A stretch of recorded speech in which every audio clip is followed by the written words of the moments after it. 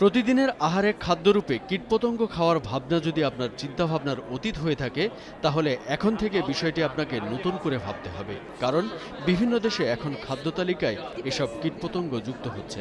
এবার খাবার উপযোগী এমন 16 ধরনের পোকামাকড়কে খাদ্য হিসেবে অনুমোদন দিয়েছে সিঙ্গাপুরের খাদ্য এজেন্সি। এখন থেকে এসব পোকামাকড় বিক্রি ও খাওয়া যাবে। সম্প্রতি এ ব্যাপারে ব্যবসায়ীদের জন্য একটি সার্কুলারও জারি করা হয়েছে। সংস্থাটি জানিয়েছে, এই পদক্ষেপের অংশ হিসেবে এসএফএ পোকামাকড় ও পোকামাকড় জাতীয় খাদ্য আমদানিতে অনুমোদন দেবে।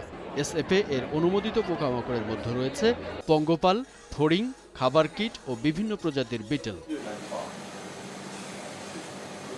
পোকামাকড় নিয়ে গবেষণা থেকে জানা গিয়েছে, বিশ্বের 2 বিলিয়ন মানুষের আহারে কীটপতঙ্গ সম্পূরক খাদ্যরূপে রয়েছে এবং 1 মিলিয়ন পরিচিত প্রজাতির কীটপতঙ্গের মধ্যে প্রায় 2000 প্রজাতির কীটপতঙ্গ মানুষ খাদ্যরূপে গ্রহণ করে থাকে।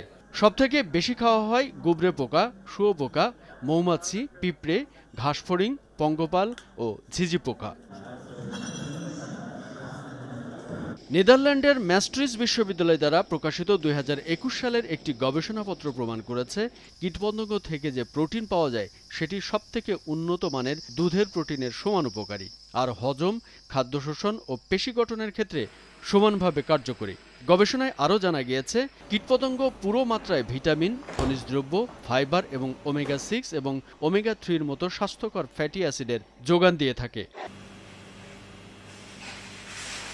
ওই রিপোর্ট অনুযায়ী চলতে থাকা শক্তি ব্যবহার সমস্যার অ্যান্টোমোফ্যাগি একটি অবিচ্ছেদ্য ভূমিকা পালন করতে পারে। কীটপতঙ্গগুলি শীতল রক্তের হয়, অর্থাৎ শরীরের তাপমাত্রা বজায় রাখার জন্য তারা তাদের খাবার থেকে কোনো শক্তি ব্যবহার করে না। গড়পড়তা হিসেবে কীটপতঙ্গ 1 কেজি মাংস তৈরির জন্য 2 কেজি খাবার ব্যবহার করে। অন্যদিকে 1 কেজি পশু মাংস তৈরি করতে 4 কেজি খাবার লাগে। এই পোকামাকড় ও কীটপতঙ্গ যেমন মানুষের খাবারের জন্য ব্যবহার হতে পারে, তেমনি খাদ্য উৎপাদনকারী প্রাণীদের জন্য ব্যবহার হতে পারে। তবে বনজঙ্গল থেকে এসব পোকামাকড় সংগ্রহ করা যাবে না বলে শর্ত দেয়া হয়েছে। বলা হয়েছে, এসব পোকামাকড় যে কোনো অনুমোদিত কর্তৃপক্ষের খামারে চাষ করা হয়েছে তার প্রমাণ থাকতে হবে।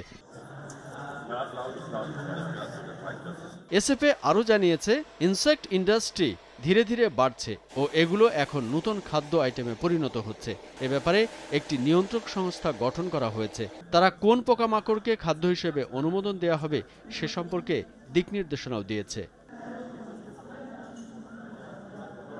কামরুজ্জামান আরিফ, ভোরের কাগজ।